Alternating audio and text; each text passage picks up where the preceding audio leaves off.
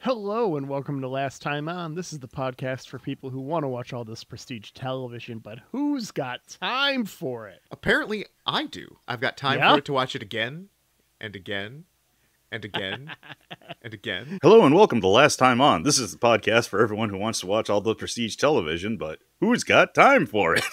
Apparently, I do. I can watch it again, and again, and again, and again, And again. And welcome to Last Time On. This is the podcast for people who want to watch all this prestige television, and they don't have time for it. I'm Xhafer. I'm Ben. And I'm Victor. And we're here today with our go-back episode of SG1. The last episode of SG1 we'll be watching on Pod, Season 4, Episode 6. Holy crap. Window It's been a of long Opportunity. journey. Window of It Opportunity. has. We've watched some episodes of Stargate and spent 3 episodes reading Wikipedia to each other. It's What a time journey. to watch one and ride off into the sunset on SG1, having thoroughly completed the show and all being experts now. Yeah, I have been looking forward to this episode because we're finally going to learn what the future holds, because Xhafer has been keeping it a secret from me and Ben. I have no idea what TV show he's going to pick for us to watch Well, next, so we know I'm excited. because Xhafer is my friend. You son of a bitch, so you leave the new guy out of it. Okay. It's Viper. It's going to be Viper, Oh, right? Viper. It's going to be Viper. I will not say until the end of the episode, but I will say that it is probably not Viper. Having known Xhafer for close to 2 decades, I knew he wouldn't pick Viper. Yeah, pretty sure. Yeah. Pretty sure it's not Viper. I did get Viper loaded up on my media server, though. Awesome. Just in case. Just in case I lost. But I didn't, so I do get to pick the next show, but we do have an episode of SG1 to get through before I reveal my pick. And this is weird just because, like, watching this episode, going back to season 4, it's like, there's no Jonas, there's no Mitchell, there's no Landry, there's no Vala. It's like, Yeah. is this Yeah. even Stargate? This And is somewhere Angela is core just Stargate. screaming out in anger. This is Stargate Light. You know, I got to say, for a Groundhog Day style episode, they did this one really well. I got to say, I'm starting to understand. I started off this podcast as a Gator hater, but I get it now. I get why people love the Gate so much. It's the writing. It's cheesy as fuck, but it's really well done. I got to say, it's really well done. So I was definitely apprehensive. Before we started watching, it was just like, we'll do this. But at the same time, it's like, I know that this is like very pro-military, imperialist sci-fi. You know, you don't get to shoot the out front of Cheyenne Mountain a bunch without asking very nicely. Yeah. So I'm sure some concessions were made there. But, like, set up a hot dog cart? Concessions. Why do we call them hot dogs? Some folks call them dogs, franks, frankfurters, a wiener, or a red hot. But here we are on season 4, episode 6. I do think overall, if I were to go back and watch Stargate from jump, I think I would like it. Me too. I think I would dislike a bunch of episodes, but I mean, I'm still watching Star Trek Voyager right now. There are some stinkers in there for sure. There are some stinkers in there. I mean, watched- Next Gen. I've watched is the first 2 seasons of Next fantastic. Generation several times. They're Oh, bad. God, why There's would some- you do that there's to some yourself, real Ben? stinkers in there. So, you know, it's just like every show has those. I don't think that this show has a disproportionate amount of them given the number of seasons it has. I'm guessing it's about, I mean, there are numerically are probably more than your average show, but when you've got 10 seasons, Right. Hey, you've if got it's more only time it's, to if build it's up the stinkers. if you're hitting 95%, that's still 5% bad. And when you've got over 200 episodes, you know, that's more bad episodes than some shows get episodes. And they've apparently hit all the classic sci-fi TV tropes. Like, we got a Groundhog Day episode, we had a body swap episode, we had clip show episode, we had didn't clip get show a episode, casino. we had clip show episode. We didn't get a well, I'm sure there's a heist episode, but we did not get a casino episode. They had a fucking dragon. Oh my god. They actually fought a motherfucking dragon. That should be right up there with Jump the Shark. You jump the shark and you fight the dragon. Ride the dragon. Yeah. All right. Well, do we want to get into it? Yeah, let's get into it. All right. We open on SG1 observing a star as it goes through the onset of menopause. And I did DJ like O'Neill is, here has sunglasses. Yeah, he's got two sets of shades going on with the sun. Yeah. And by the way, I should have mentioned this before we got started. I can edit this later. Maybe I won't. Who knows? But this episode of Stargate SG1, I'm pretty sure is the source of all the memes I've been seeing that I had no idea the context for, because I saw all of them in this episode. I know I've seen the golfing be thing fun. before. Yeah. I finally understand when all of the lab rats and everyone on Dominion Media Television when I announced that I would be joining this podcast, everyone was like, in the middle of my backswing? Like, I finally get it. Like, what the hell are you guys talking about? Yeah. If I had only known what if we had seen this before, the titles of the last 3 recap episodes would have been Fruit Loops again, and God damn it, Fruit Loops again. but we didn't, but now we do. But yeah, DJ is reading some Latin. He's off in the corner rubbing himself. Malachi just blasts him. Yep. We do not know who Malachi is. So we can do research. Well, that's the thing, is we can actually Google stuff because we've done our reveals. So I checked. This is the only episode he's in. Okay. Yes. Because this is our introduction to him. Yeah. His name's actually Malachi? Mm-hmm. Yep. And then Malachi starts playing whack-a-mole with this altar. Yes. The ancient whack-a-mole machine. I have that exact phrase written in my notes. Also, going back in time, somehow we completely jumped over the Teal'c Soul Patch era. Right? I love Teal's look here. So this episode was, when did it? Oh wow, August 4th, 2000 was when this episode aired. So the crew, like, O'Neill is all like, "Oh, well, DJ, what's going on?" And they radio him instead of like turning around and looking 20 feet over. Weird choice. He's just right there. To be fair, I've done that before. I've had roommates and I didn't want to like go upstairs to go say, hey, so I just text them. So I can understand that. I can let that go. But there's some real urgency here. Yeah, and there's not even a wall. you could just be like, hey. I did appreciate though, like, our Malachi is our quote unquote villain for this episode, or maybe Time's our villain, but Malachi is like doing everything he can to be like, Daniel, stop talking to me and get out of here. Go back through the Stargate. The storm's starting. Go home. Leave. Daniel, I don't want to talk to you anymore. And he's like, but my rubbings. And he finally just shoots him. Understandable reaction. Yeah. Yeah, I empathize. And so I've we definitely felt this way at work before. It's the end of the day. Go home. We get some blue lightning that shoots out at the team, and O'Neill is transported in time to theme. O'Neill is very confused when we come back. At the briefing, both he and Teal'c recall having done this briefing before. The Stargate opens, and O'Neill and Teal'c give the details of the returning SG-12. 15. Yeah, it was SG-15. I wrote 12 in my notes. Were they the ones who were on... They were on a different planet, and a guy broke his ankle. But is this the team that we've established is on base delivery FedEx duty? I think that's SG-11. Oh. Is it? Okay. Yeah, I don't remember. Yeah. I should write these down. But I really appreciate the characterization of this, because it's like, okay, we've got 2 of our characters in a time loop. We have picked the 2 characters who cannot explain a time loop. Yes. And like, because like if Jackson or Carter was in this loop, they would immediately be in problem solving mode. And O'Neill is just like, I don't know, I'm so far out of my depth, all of these things sound the same. And Teal'c is like stoic, but also just like, I think we did this before? Yeah. But I shoot people with guns. I don't know. That is one thing I appreciate about the writing of this episode, because typically in Groundhog Day style episodes, there's usually only one character who's stuck in the loop, and half the episode is them trying to convince everyone else they're not crazy. Mm-hmm. You know, they've done this in Star Trek, of course. They've done this in Dark Matter, probably a ton of others that I'm not thinking. Of course, Groundhog Day.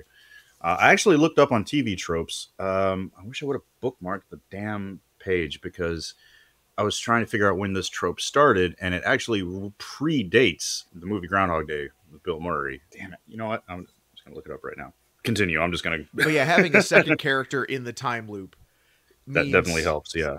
Hey, we've got somebody to bounce stuff off of. It shifts the onus from being shifts the onus from being on one person to the pair, which is also nice, because we do get some buddy stuff with them. Yeah. You know, they commiserate at a certain point, so that's fun. The earliest known example we got here on tvtropes.com is The Defense of Duffer's Drift, a movie from 1904. It's yeah, interesting. One thing that did annoy me is we go back. So in our first time loop, we come back. O'Neill is mid raising spoon to his face with Fruit Loops. Yeah. And we can tell Daniel Jackson has been going on. And everybody's kind of checked out. And he asks O'Neill for his opinion. We never find out what he was asking. But the thing that infuriates me, and I understand, time loop episode, we're going to have to shoot this scene a bunch of times. Yeah. O'Neill still has a full bowl of cereal. Daniel Jackson has 3 waffles on his plate with one bite cut out that he has just eaten. Carter says, we've been here for half an hour. We've got to get to the meeting, which means they've been sitting there, not eating their food. And like, I understand you don't want to like have your characters like eating a whole bunch because you have to shoot the scene over and over again. And then if you're doing that same scene multiple times, you don't want to make Michael Shanks eat 12 waffles. You know, he's way too buff for that. That's not in his diet. You don't want to make Richard Dean Anderson eat 2 boxes of Fruit Loops. Like, I understand that. You just have the bowl be empty and him taking his last bite. I just absolutely love the fact that Ben counted the waffles. He had a full plate. Maybe there's a breakfast bar. I know when I got a free breakfast bar at like a hotel or something, I go back for the waffles. I get many waffles. Well, Vic, you can tell us the commissary on a base, is that pay or no? It's typically a buffet. Usually, it depends on where you go. But, then I firmly believe that this is Dan Jax's 3rd plate of waffles. Ah, so you're a waffle man. So the general postpones the mission just in case. DJ investigates. He gets bowled over.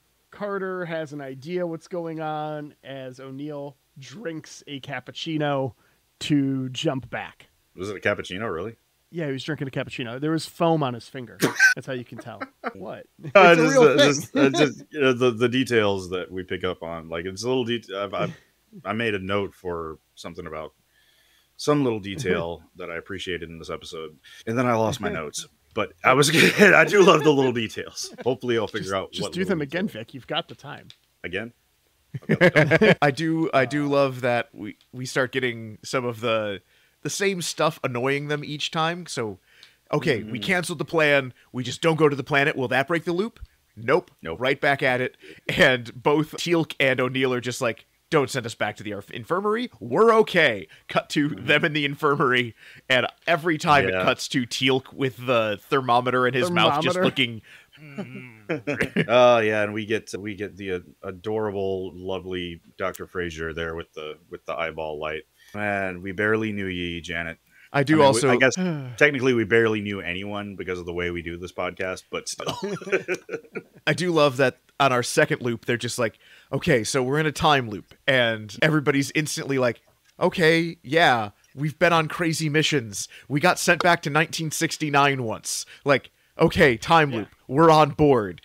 And it's not like some other instances of this I've seen where, like, it takes a while to explain to stuff. Like, the amount of times people get incredulous in Star Trek when Star Trek shit happens.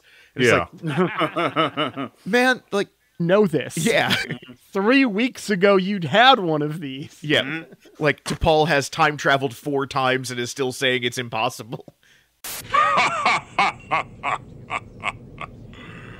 Impossible. Right. The general is asking some questions when the Stargate opens up. Blue Lightning, Fruit Loops. Briefing again. The best part about this episode is this scene to me, where he's all like, well, that's SG-12 coming through the Stargate 15. in 5, 4, 3. I have 12 written on every single page of my notes. In 5, 4, 3, 2, 1, nothing. Yeah. He starts tapping his watch. And then he's like, That was wait, good, wait, did it change? Because it's only like the 3rd loop right now, right? Mm-hmm. And just getting it wrong is just so good, because so often when we do this trope, we see like loop 1, loop 2, and then like loop 40. Right, Yeah. where they fully settled into loop. Yeah. Fully settled So into for that to not be the case here, I really appreciate it. Yeah, that was nice. That made it feel a little more real. I also really appreciated we have our second bit of O'Neill and Dan Jackson talking in the hallway and talking about, hey, you need to translate all of this stuff so we can figure out what's going on. And somebody, I don't know how, like, in the middle of an open hallway just runs into Daniel Jackson and just knocks all of his stuff over like he's a freshman. Mm-hmm. But I did appreciate, in the second time around, there's kind of like a half smirk on O'Neill's face as they're having this conversation. He's just like, I know it's about to happen and I'm going to enjoy this. I gotta say, I don't remember MacGyver being like this, but my God, O'Neill has got to be the most jaded, sarcastic motherfucking gives no fucks about anything character in any sci-fi I've ever seen. It's a lot of fun. Yeah. But this time they're able to convince them, okay, send us back to 639, the planet they've been going to. EX, whatever. Yeah. And they learn Malachi is there. They learn Malachi knows that the looping is happening as well. He's in on the loop. Mm-hmm. And then Malachi also learns that they are in the loop. And we get Daniel Jackson saying it's going to take him years to translate to Fruit Loops. They don't get out of the exam again. O'Neill and Teal confront DJ in his office rather than let him get knocked down. When Sam calls, she's got something. They try dialing out right before the Stormy call to prevent anything from dialing in. They can't dial out. They find out that they can't dial out to anywhere except for a handful of planets which happen to be also caught in the loop. Subtitles are on right now. I got the episode playing on the TV. Can confirm it's SG-12. Damn. Eat shit. I do appreciate here they have a bit where they go in to visit Daniel Jackson. He's like, okay, I know, so you don't have to keep redoing the same thing over. I had you recorded on this tape player. Play. Yep. Would that have gone back in time? Damn it. Yeah, I love O'Neill and Teal'c being like, okay, we're going to do everything we can without learning anything. And all Teal'c is able to bring is, I told you it would not work. It's solutions, Teal'c. I love this moment, but I don't believe that this moment happens. You don't think O'Neill's that dumb? Yeah, he's... No. I think that he tries the recorder, but I think the thing that he tries to record is Dr. Frasier saying that they're okay and they don't need to do the exam. Oh, yeah. And it happens earlier in the loop. Yeah. Because no one likes that little fucking flashlight in your eyeballs. God, that's the worst. Yep. Yeah. You know, and this brings up some questions because I don't like from how long does this loop last? It's not an entire day. We will 18 hours. Just 10 hours. 10 hours? Is it 10? They say 10. Oh, they yeah, say it is 10 hours. Yep, 10 hours. In the episode. Yeah.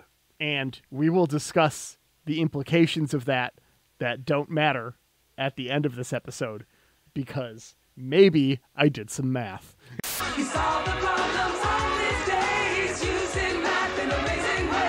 Oh, okay, good. So Carter figures out about the other worlds, and that's why SG-12 can dial in, but they can't dial out. They loop again, and we find out every Teal'c loop starts with a low-grade concussion. Yes, just door to the face. And that's got to be one of those things because it's like, it has just enough time for him to not be able to react to it. Yeah. I do appreciate, though, they start learning Latin, and then instead they learn to juggle. Yeah, that was nice. Then we find out that out of all of our characters, who is our most morally gray? It's Dan Jackson. Because he's just because he's the one who's just like, hey, you're in a time loop. You enjoy not having any consequences? And O'Neill and Teal are just like, what are you talking about? He's like, well, if you know everything's going to reset, no consequences, right? And it's just like... Yeah, then we get this montage. And I find it odd that infinite time, no consequences, the first thing he decides to do is take up pottery? You know what, though? Does that seem odd to anyone? And ride a bike through the base? Like, you know, that I would do. That's just fun. But the pottery thing, is there some kind of like reason? Did we miss the episode where it's established that instead of joining the Air Force, what Jack O'Neill really wanted to do with his life is take up pottery after he saw Ghost? I think it's just one of those things where it's an easy shorthand to show I was bad at this and now I am good at this. Yeah. Time must have passed. So, well, let's just say something. There was an allusion to this before. Let's get weird with it. Let's get weird. So he actually takes up pottery because it's his dead son. He's got a dead son, right? Yes, he has a dead son. Yeah, it was his dead son. That was his major in college, was pottery. He was an arts major. And so he picks it up to be closer to him in memory. Because this is an early enough season of Stargate where we care about that still. Man, that's sad as fuck. See, sorry. Did you not say let's get sad with it? Did no, I just hear you? Oh, weird. Oh, shit. Okay. Come back to me. I got another one. Okay. Now I want to redo that drop. It's just, instead of let's get weird, it's Chidi from The Good Place. Put the peeps in the chili pot. It makes you feel sad. Or it makes it taste bad. I think it's O'Neill has been trapped on all of these planets with these nerds and this archaeologist. And he's like, I don't care about these glyphs and these writings and whatever. There's broken pots everywhere. Like, at least this stuff was useful. At least, like, this held something. Somebody used this. You know what? I've been around broken pots 100 times in 100 different planets. I'm going to leave my own broken pots somewhere. Well, I was going to say that O'Neill totally strikes me as a stoner. He's making a bong. I don't know. I haven't done the leaf in like almost over 2 decades. Is that a thing? Can you smoke out of a clay pot? You can smoke out of anything, right? Yeah, that's got to be possible. Yeah. There are like stoners in the audience, listeners, chime in, join our Discord, and let us know. I'm thinking like there's like the things that hold the tobacco on hookahs. Yeah. Those are like clay. Yeah. Yeah. Are they? Yeah, they are. Okay. Yeah. So yes, you must be able to smoke the marijuana. Listeners, out of pottery. Drop in photos of your homemade bong creations in our Discord. I know people smoke out of apples. So like, yes, I've seen that. I also, and this is a story I love. I haven't done it in a long time, but I used to, especially when I went out camping, smoke tobacco from a pipe. And it was a thing, like, especially with our LARP. And for a while, so at one point, Xhafer, I, and a bunch of our friends made our own leather armor. And it was you guys totally would, man. It was a multi-weekend project where it's like we'd work for identical sets of armor. Yeah. We work for a couple of hours, like cutting and rolling edges and then dyeing everything. And then we'd go and like chill out on our friend's back porch and like smoke a pipe. And so I'm like, I'm going to get my own. And so I go into a local tobacco shop and I'm just like, hey, this is the place. Like, this is all they do. I don't care if it's just like a $2 corncob pipe. I just want to have my own. Hey, can I get a pipe? And the guy behind the counter, and I always remember his delivery, looks at me and goes like, yeah, you want to buy some glass? And I'm like, no, just like a wooden tobacco pipe. We don't have those. It's like, but this is your job. This is all you do. It's like, no, that is not what we do, my friend. It says for tobacco use only, but no. Oh my God, you just reminded me. Okay, real quick story. So a couple weeks ago, I went to my local 7-Eleven and I was wearing my Dominion Media Television hoodie that I had made a couple years ago. Yeah. And it had the DMT logo on it. And the cashier, you already know where I'm going. Yeah, I know where this is going. Yeah. The cashier was like, "Oh, dude, you know DMT?" I'm like, "Yeah, actually, I own it." Oh my god, I didn't know that. He was like, and he was like, "Dude, that's awesome. You got any on you?" I was like, "Oh, you're talking about the drug, aren't you?" God.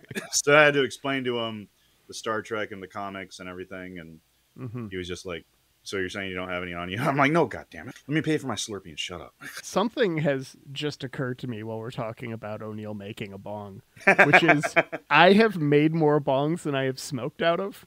Both are a low number, but I am crafty, and I have had friends look for a device and not have something. And so I'm thinking about it, it's like, okay, well, I've made like 2 or 3 out of fruit over the years for people. I've made a couple out of like aluminum cans and stuff. It's all like many, many more than I have smoked out of. It's just a fun little thought I just had. You know, Xhafer, getting to know you here, I would not. It would not surprise me if you ever built a bong with a fucking Ethernet port or something, or a Bluetooth connection. It stores the potency of your rips. Yeah, and then he puts his rips in a spreadsheet organized by date and time. I don't smoke nearly enough to bother. I could, though. Yeah, I know you could. Like I'm already figuring it out in my head. You run it off a Raspberry Pi. You have a little air pressure sensor. Like, you could do this. So we get some examples of what Teal'c and O'Neill do without consequences. A lot more of O'Neill without consequences than Teal'c without consequences. That Teal'c did not just completely fucking bounce that little smarmy Air Force guy that kept. He does once. No, yeah, I know, but that was mild by comparison to what I was expecting. He just slammed the door in his face. I was expecting him to go full WWE on his ass. It would have been a little dark for this show, but like, I was wondering, like, are they going to do the, like, I just shoot everybody loop? Have a no Russian in the middle of Cheyenne Mountain. They do set the world, or not world, but the galactic golf drive record, which is where we get the on my back swing where they're shooting golf balls into the Stargate. That was fun. And then we get something that I guess has been alluded to and around us, and Angela mentioned, and we'd never seen it. We see O'Neill kiss Carter after he quits while wearing his like weird skater snowboard getup. That was the weirdest part of it for me, dude. He looked like a Limp Bizkit roadie. It's just one of those days where you keep waking up. Yeah. Carter totally looked like she was, waiting for this moment. So this appeared to be reciprocated attention. Yes, thankfully. So I'm curious for you guys. You find out time loop. What's the first thing you do? I actually have this exact question written in my notes to propose to you both right now. Okay. Just as a testament of how long we've been podcasting together, Ben. Well, I do ask it a little differently though, because I want one serious answer and one not serious answer on what you both do with your time. Okay, I set off. I'm sorry. We're going to reveal my chaotic evil nature here. I set off a nuclear bomb in Philadelphia because I don't know what it is. But every of the biggest assholes I have ever met in my life are always from fucking Philadelphia. And that is both my serious and my joking answer. Hold on. Let me check our listener statistics based off location. Real quick. No reason. Well, look, man. Listenership is down to 0. I don't mean to sound prejudiced or anything, but if you're from Philadelphia, you can go fucking pound sand, okay? So I feel the same way, but about a different city. What's your city? We're not getting into this. We'll never stop. You thought this was a time loop episode? Well, no, I'm just curious. Just what city? You don't have to go into it. We'll save it for STLV. All right? Oh, god damn it! Ben knows that once I start, I will not stop. Is it in the U.S. at least? Yes. Okay. So my serious thing is I would learn so many fucking languages. I would delay going out of the loop until I had learned like 20 or 30 languages for sure. It would be a thing. I would have to, although I'd want to make sure that I wasn't aging. Like, Yeah. that's because that's a whole thing. yeah. Just because time is looping doesn't mean you're not aging. Yeah. So you got to be real careful with that. We'll one. get into that later, I'm sure, because that there's all sorts of things we need to address when it comes to the time loop. Yeah. Yeah.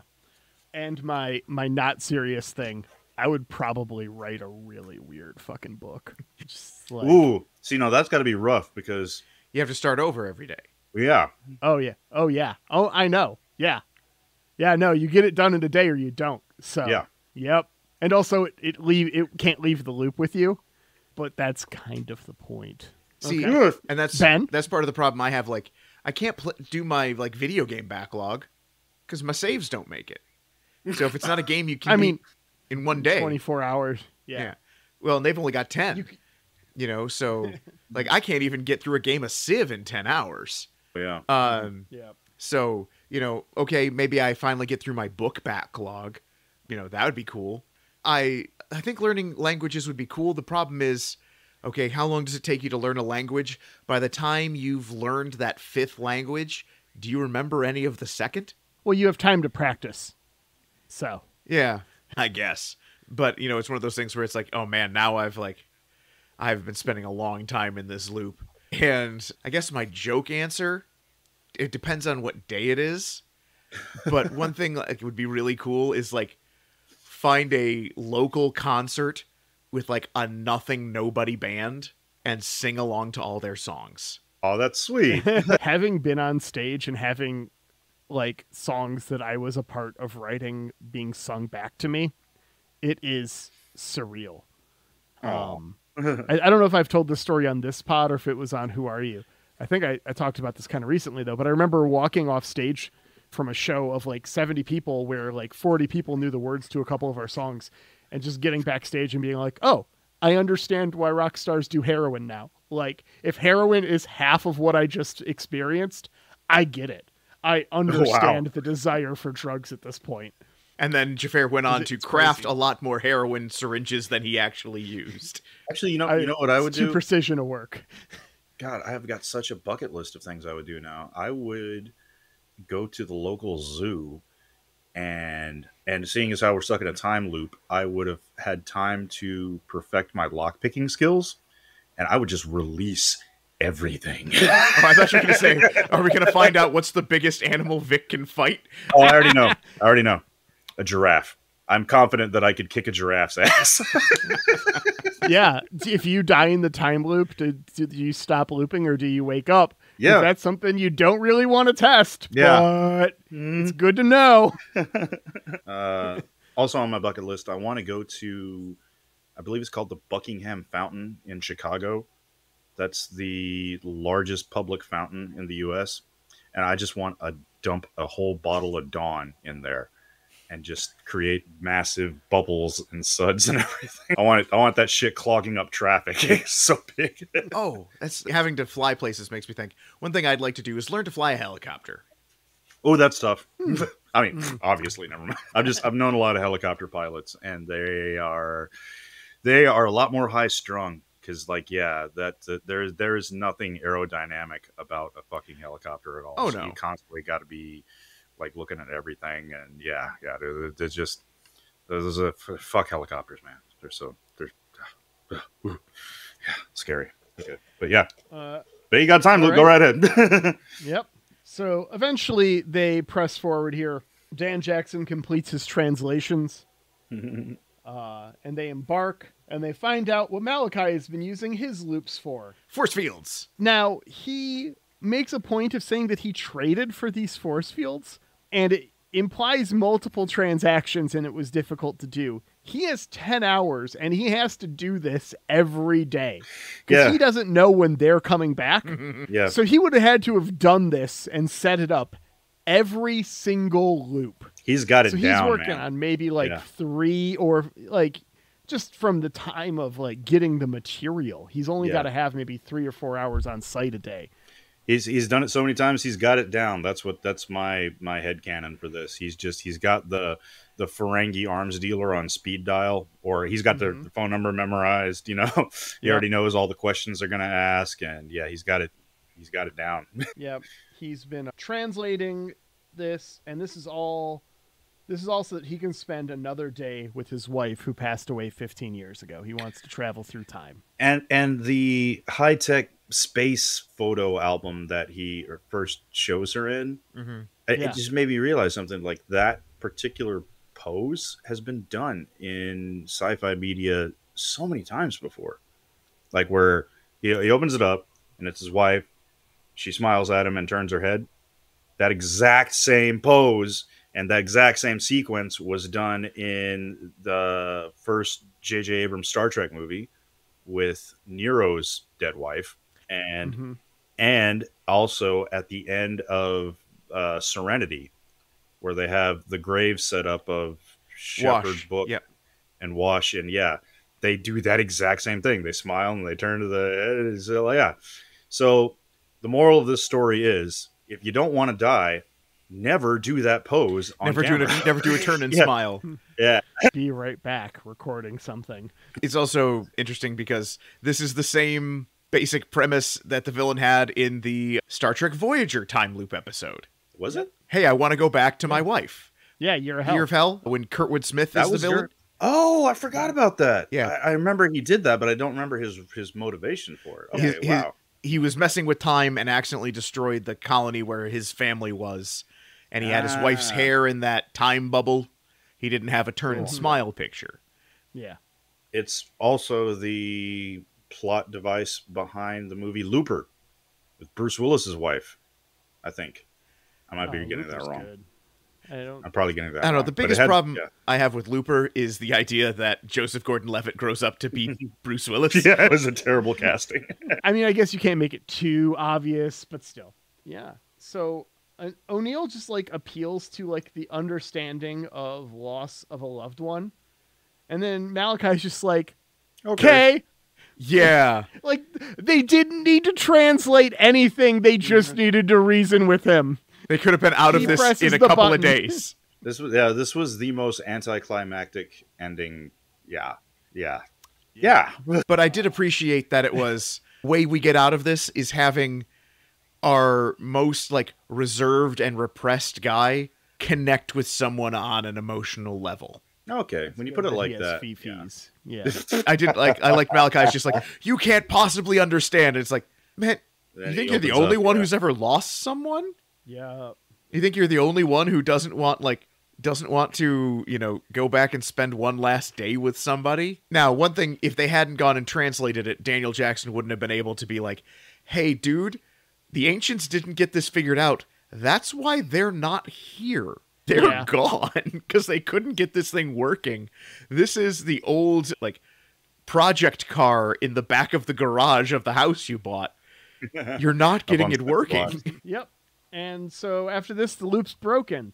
O'Neill is eating oatmeal. And we learn that time in the rest of the galaxy progressed as normal. Yeah, that is important. How does that, I mean, does it makes no sense with the rotation of the Earth and orbital mechanics. Oh, yeah. Oh, yeah. No. There's all kinds of shit. So, the first question is, how long were they in this fucking thing? Yeah. We get one kind of oblique reference. Dan Jackson says it would take him years.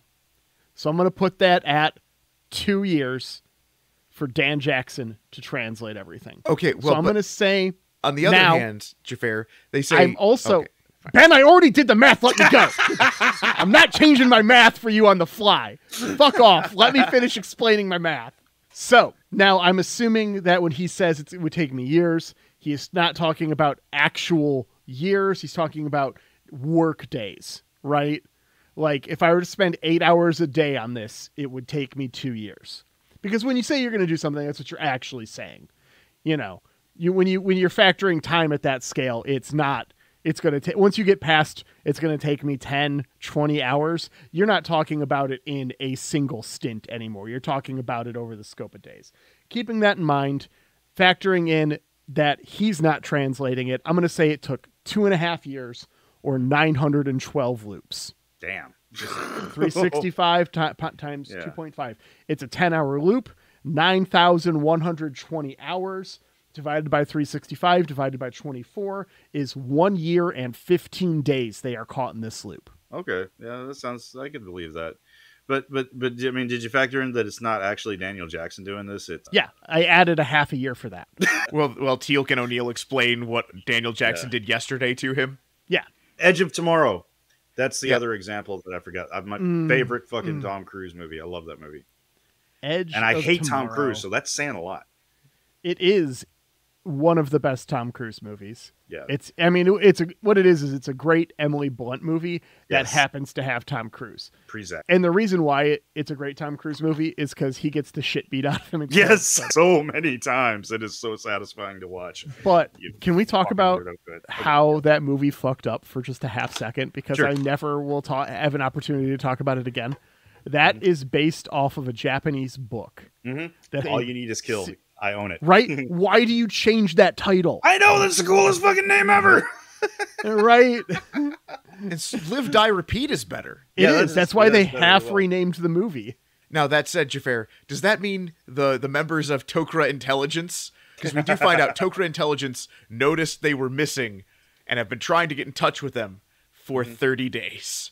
Now, that doesn't make sense at all, because is it just the planet Earth that's trapped in the loop? All of the planets connected to that central hub were out of time. That makes no sense at all. That just makes no fucking sense. I mean, it's just bullshit. Fuck. Oh my. Because then you would have been... Well, so one thing, Vic, though, it doesn't make any sense. Fortunately, Vic, space is very big. Well, okay, so it's possible that now this chunk of the galaxy is now kind of scrooched this way, and stuff is now closer.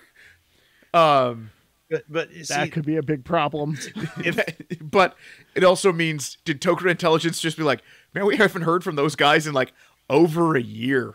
Should we check in on them? But see, and then and Apophis is just like, I'm done doing it. Like, I'm just gonna dick around for a year. What does your big bad that season do with that extra year of shit? He's not caught in the time loop. Yeah.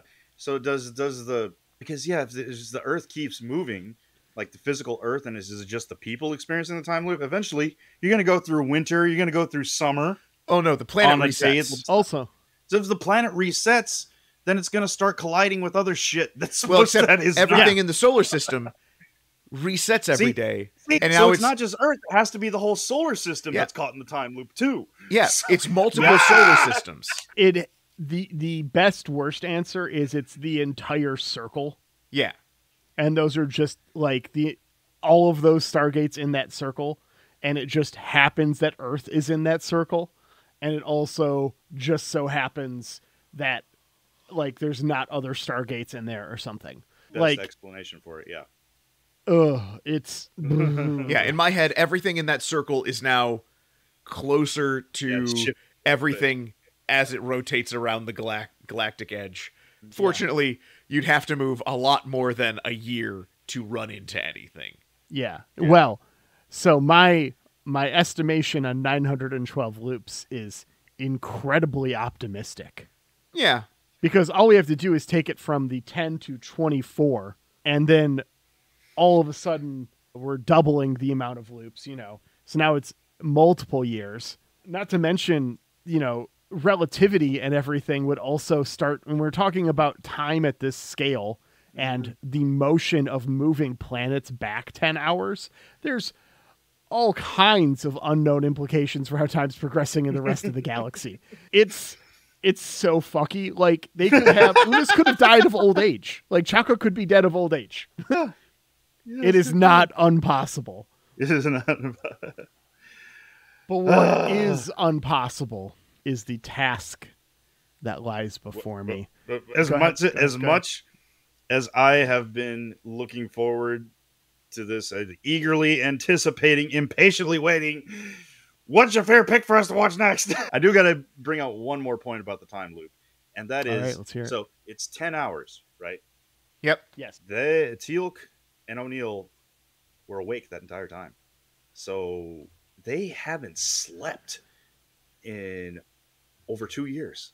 that's got to fuck with your head, man. Because now I'm thinking that when time resets, their body resets. So Yes. whatever They're they not ate, biologically tired. whatever they had for lunch is not in your digestive tract anymore. So, but still, having a year's two and a half years worth of memories straight without a break, that has got to do something to your brain. That cannot be good. Surely. And Okay, also, well, it was morning, so they couldn't even go back a loop and then just go right to sleep. Yeah, you can't take a nap. Yeah, because I mean, you wouldn't be. My body's not because tired. biologically. Yeah. All right. Oh, that's another thing I would do in a time loop. I would do all the drugs. There's no long-term effects, man. Yeah, I want to try all the things all at once. Okay, all right. Xhafer, What do we got? So I'm torn. Are you burnt? are you burnt? I've got 2 shows on my list, and I've done everything I possibly can to try and decide between the 2, and I can't. Okay. Do So you have the Ben, coin? I've got the you coin. got the coin. All right. I'm gonna write down the shows Okay. and their respective things. Don't flip it yet, real quick. Let's see, heads, tails. We'll do. For those of you at home, if you didn't listen to Xhafer and I's old podcast, this is a 1976 Eisenhower silver dollar. We've used it to resolve many an issue, and we will continue to use it to resolve issues in memory of our time on Draft the Universe. All right. I have my 2 options written down. It's off camera right now. When you flip, I will lift it up, and then we'll see what we got going. Oh, All right. my God. Flip. Put him on camera. Well, say what it is before we see. Heads Heads. is Shameless. We're watching Shameless. The other option was damn it. Alias. I wanted to watch Alias out of those 2.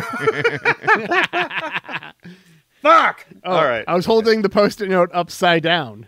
No, you're holding it right. All right, well, we're doing The Shameless. joke would be that would make Alias. Oh, It okay. was- yeah. I mean, it's not how writing upside down. Yeah, no, works, that's not how that works. Um, But I did predict this way back like 2 or 3 weeks ago. I made a post on DMT saying that each of our picks, and yeah, I put you down as you're most likely going to pick Shameless. So I'm starting off Yeah. the season with 1 point. Yeah. You know what? I remember that post. Take your point, Vic. All You've right, got I'll it. take my point now. Take your point. I'm not going to take a point. You say that now, but you might want that point in a couple Well, of weeks. I have a plan for this new season. Yeah. I am going to try to make predictions that only can be proved on camera or on episodes that we are going to watch. So that's what I'm going to try to do to make it. Yeah, that was my thing. That's what I was going to do with Viper. I was going to pick, like, read the description. 134 episodes. Ooh. Yeah. 11 seasons. No shit. Wow. I've never heard of this TV show before you brought it up. So damn, I'm out of the loop here. We purposefully set the dice to be longer for Stargate. We aimed for 15 episodes. We normally aim for 8.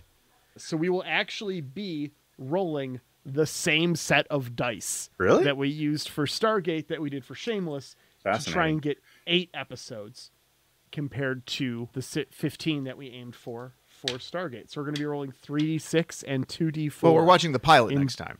But we're watching the pilot, yes. We're watching the pilot, yep. So let me see, where is Shameless streaming? I believe Netflix. Okay, well, I'm glad you got that media server set up because, God, Netflix changes their fucking library every week, it seems like. Oh, it's also on Freevee. Okay, so we're good. We got backups.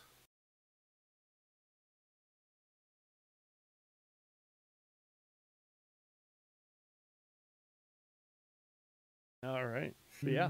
So we'll be watching Shameless next week. Correction.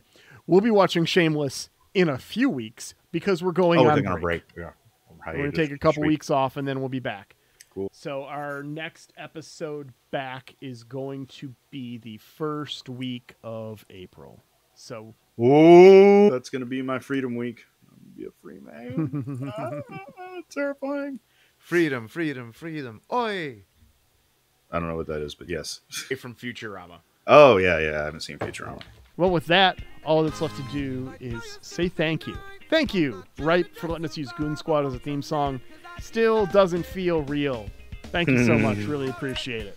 And I want to take a moment to say a special thank you to everyone in the Dominion Media Research Lab for all your kind words and support and donations, even while I was in the hospital last week. So thank you all for that. I take back most of the bad things I said about the lab rats, you bunch of dirty liars. So thank you for that. And also thank you to my co-hosts here, Xhafer and Ben. You were incredibly supportive. Honestly, I'm glad to have friends like you too. Thank you so much. Glad you're doing better, Vic. Thanks. And thank you to Annette Lucina for your photograph of a TV that we have turned into our podcast artwork. Thank you for making free art so that we can make free art. And that feels incredibly weird after that super sincere thing Vic just said. I know, I'm sorry. I didn't mean to make it all weird and squishy on you, but Okay. Now, thank you guys both. So, yeah. And we will see you all next time on Last Time On. Shameless, here we come!